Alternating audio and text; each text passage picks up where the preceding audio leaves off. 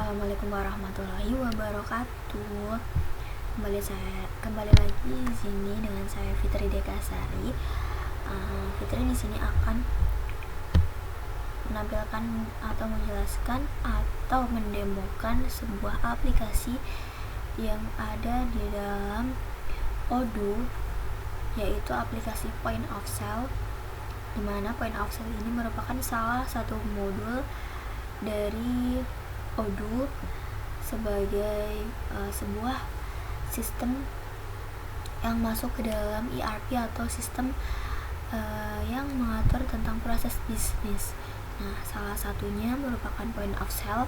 Point of Sale ini sebelumnya merupakan bagian dari sales yang lebih atau berbasis kepada sebuah marketing, penjualan, transaksi penjualan, dan lain sebagainya.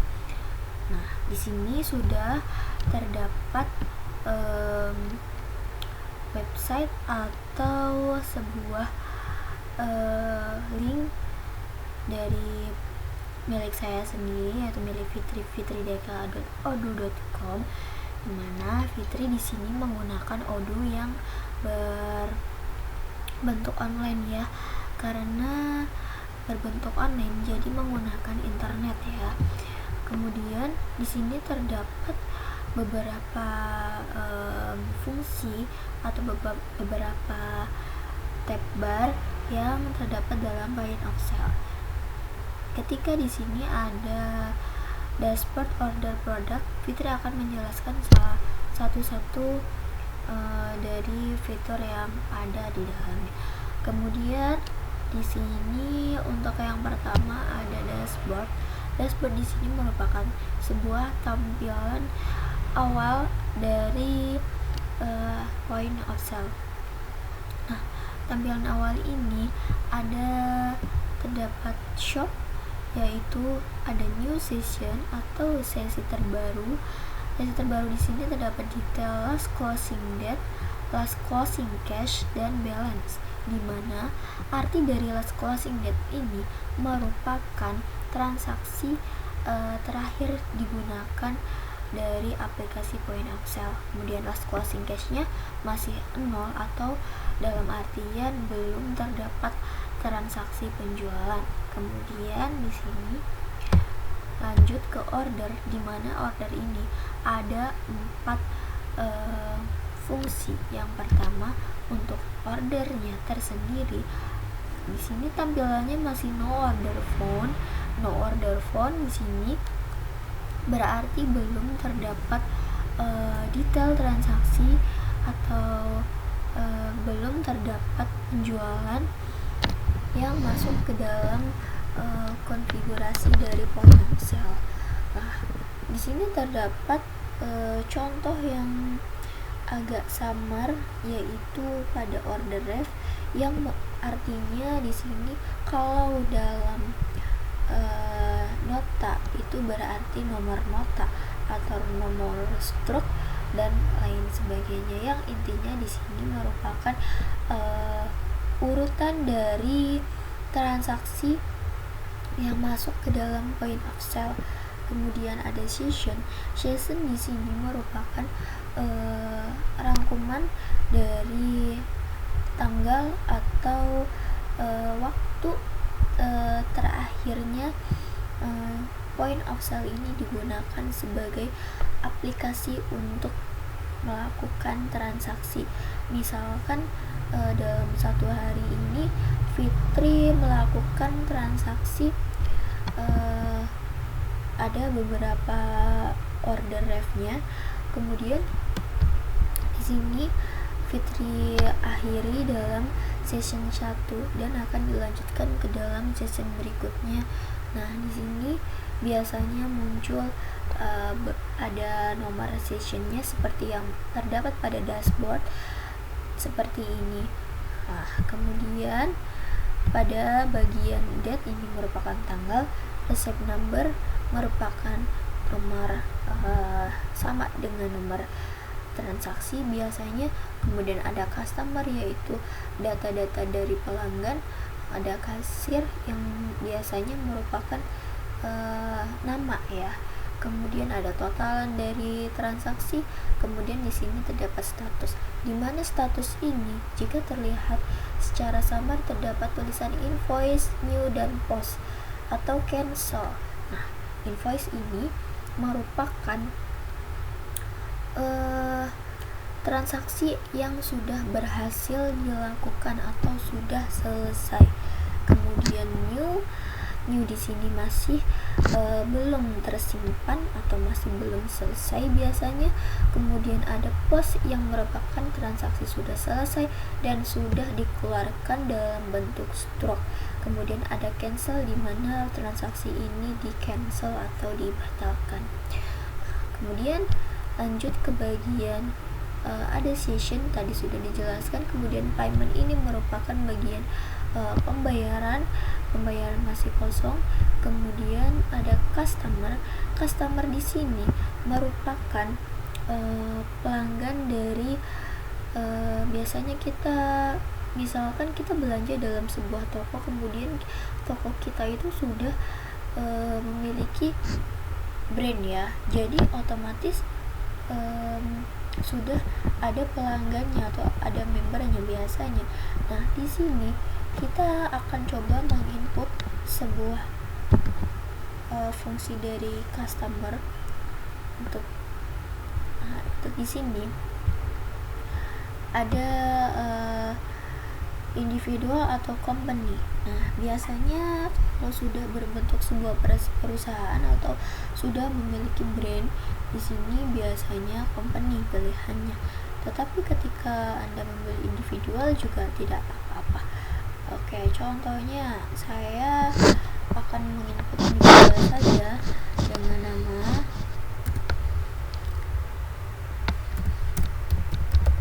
Rizky. Kemudian company name-nya saya kosongkan. Di sini kontaknya misalkan Jalan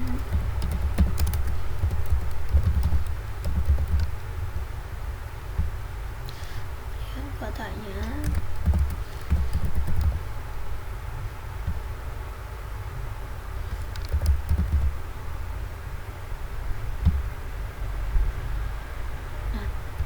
di sini job posisinya saya kosongkan saja. Kemudian ada nomor HP,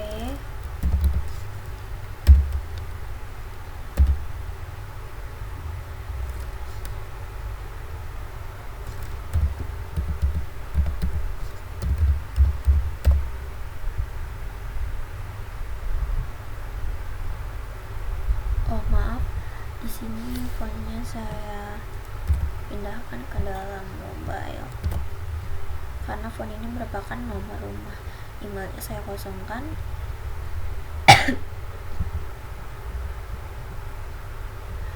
Sudah cukup segini aja untuk bagian sales, purchase, invoicing dan lainnya bisa diatur. Kemudian kita klik add.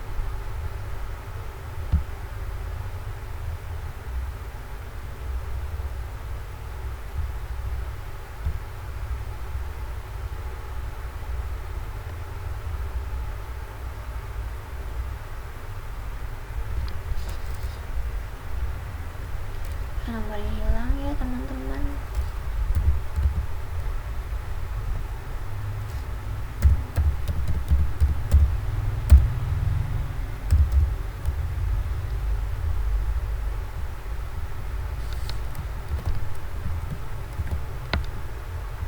Dan save aja.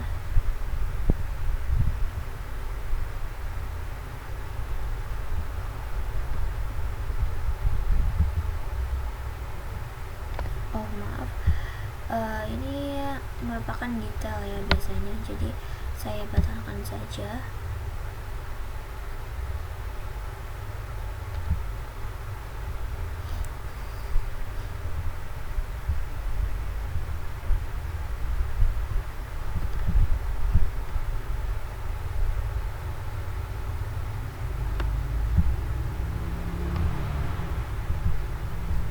Langsung aja di save di sini. Nah, oke. Sudah ter-save ya. Nah, di sini Kemudian bisa dipakai foto atau menggunakan apa, itu bisa ditambahkan sendiri. Kemudian lanjut ke bagian produk, dimana produk ini adalah biasanya detail dari yang akan kita jual ya. Di sini ada produk, ada loyalty program, saya klik produknya. Nah, di sini sudah ada satu produk di mana di sini tadi saya mencoba untuk input tetapi masih gagal dan saya akan coba input ulang. Oke.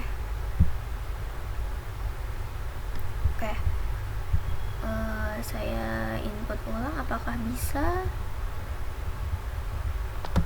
Oke. Nah, sebelumnya saya jelaskan terlebih dahulu, ada label produk, ada name produknya, yaitu Kalista Plan Scarf, dimana ini merupakan salah satu produk hijab. Kemudian ada can be sold dan can be purchased yang saya checklist keduanya, dimana artinya can be sold ini merupakan barang yang bisa habis dalam waktu tertentu. Kemudian can be purchased ini barang tersebut juga bisa di input kembali atau dijual kembali, tergantung kita ya. Kemudian di sini ada general information, di mana produk type-nya itu storable product. Kalau kita masukkan produk baru atau kita edit, di sini ada tampilan consumable, ada storable product, di mana consumable ini merupakan produk yang hanya bisa digunakan satu kali saja ya, satu kali habis. Kemudian di sini saya memilih produk type-nya yaitu storable product karena produk hijab ini merupakan produk yang bisa disimpan, tentunya bisa digunakan kembali. Ya, untuk bagian sales price-nya di sini saya salah memasukkan inputan. Jadi misalkan saya menggunakan harga 55.000.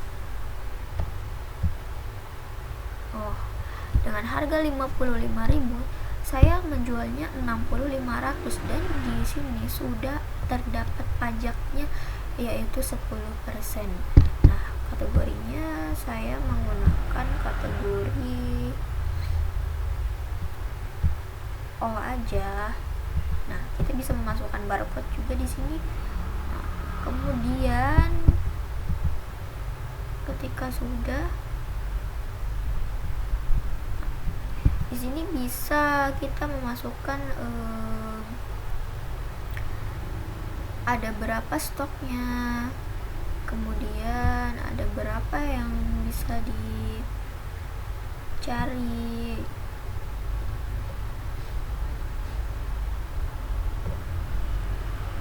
Di sini contohnya saya akan membuat stoknya, yaitu quantity count, kuantitinya ada 100.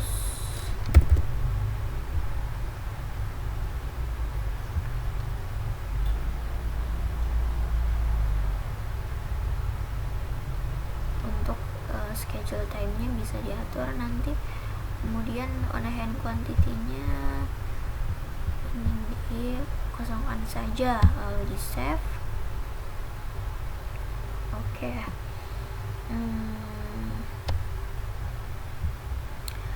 Kemudian kembali lagi ke dalam produk.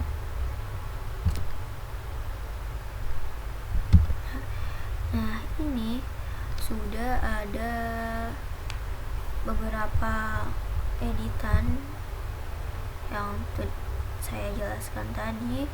Kemudian bisa diupdate di sini. New quantity on hand-nya saya masukkan saja ada 50.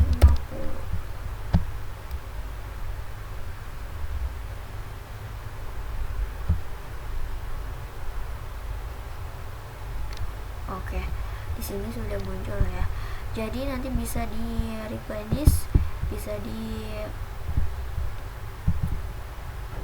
edit kembali. Ini sebagai contoh saja.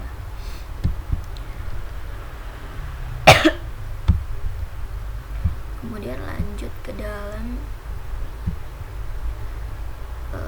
loyalty program ini biasanya merupakan sebuah program untuk perusahaan atau perusahaan bisnis yang besar, jadi saya kosongkan saja. Kemudian lanjut ke bagian reporting.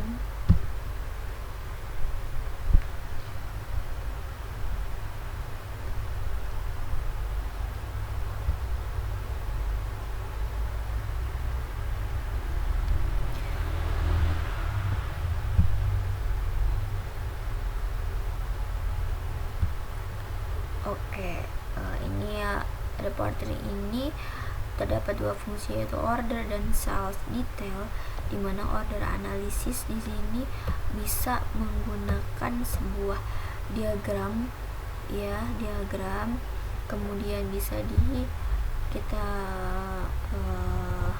masukkan total price-nya, total diskon, dan lain sebagainya.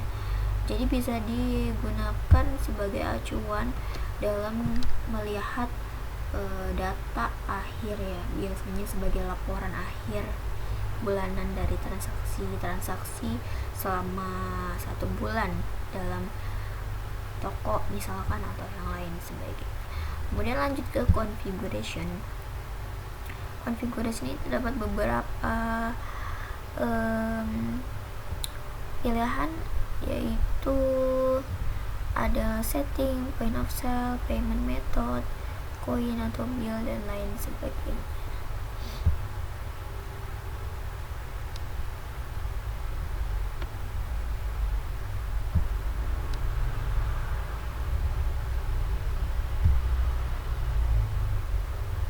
Nah, kalau bagian payment method ini ada metode cash, bank, dan customer account. Biasanya yang kita gunakan dalam sehari-hari ada cash dan juga bank.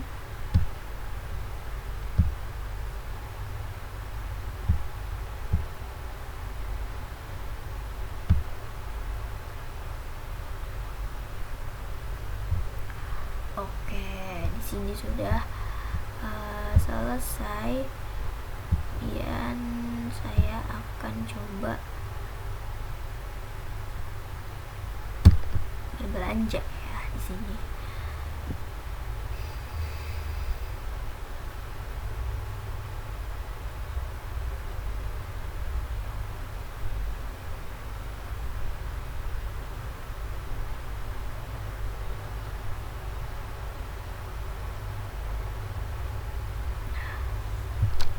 Sudah keluar tampilannya, guys.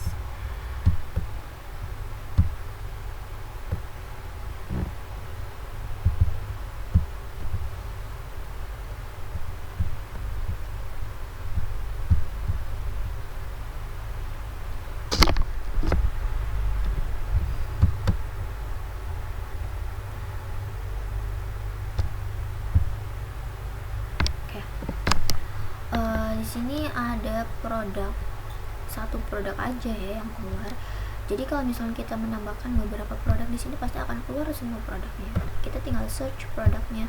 Kalau misalkan produk tersebut sangat banyak tipenya atau sangat banyak namanya, jadi karena saya baru memasukkan satu produk, jadi saya akan langsung klik saja di sini.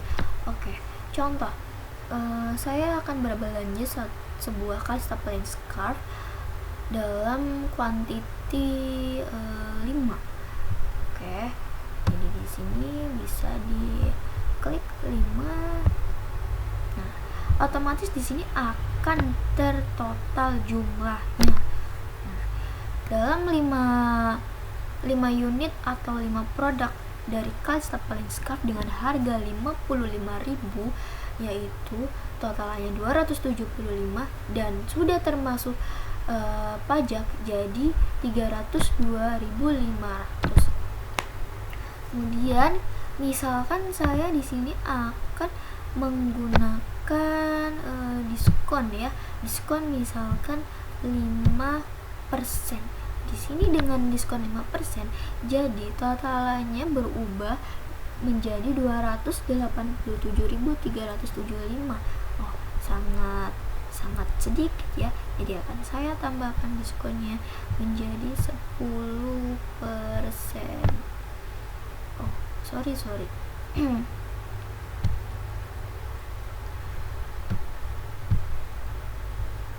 Oke, saya ulangi. Di sini saya menggunakan 5 scarf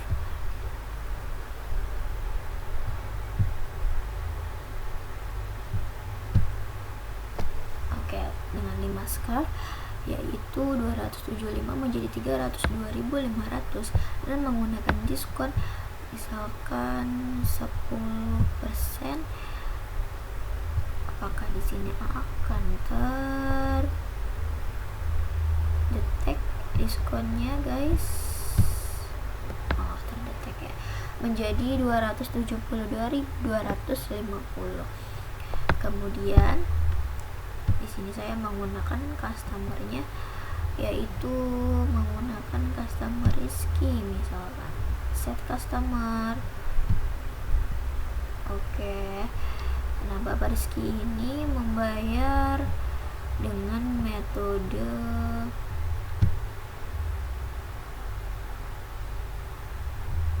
cash, misalkan ya, cash dengan uangnya berapa? Uangnya ada 300.000. Berarti di sini C-nya ada 27.750.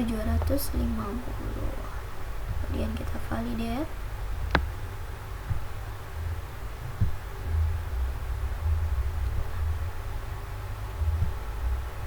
Nah, ini merupakan sebuah tampilan dari struk yang akan dikeluarkan dalam proses transaksi dari perusahaan Fitri, misalkan ya.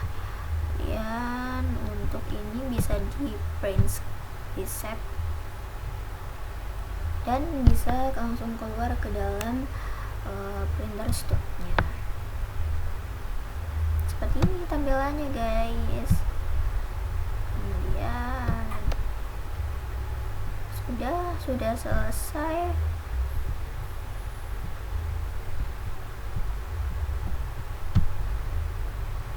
Nah, status di sini adalah resep, yang artinya diterima oleh employee atau kasir saya dengan customer Rizky dengan aset nomor sekian, datanya sekian, kemudian totalannya ada sekian. Nah, di sini berarti status tersebut atau transaksi tersebut berhasil, dan kalau misalkan mau di print struknya, nanti di sini statusnya berbentuk invoice atau post. Oh maaf, status di sini berbentuk post. Ya, sekian mungkin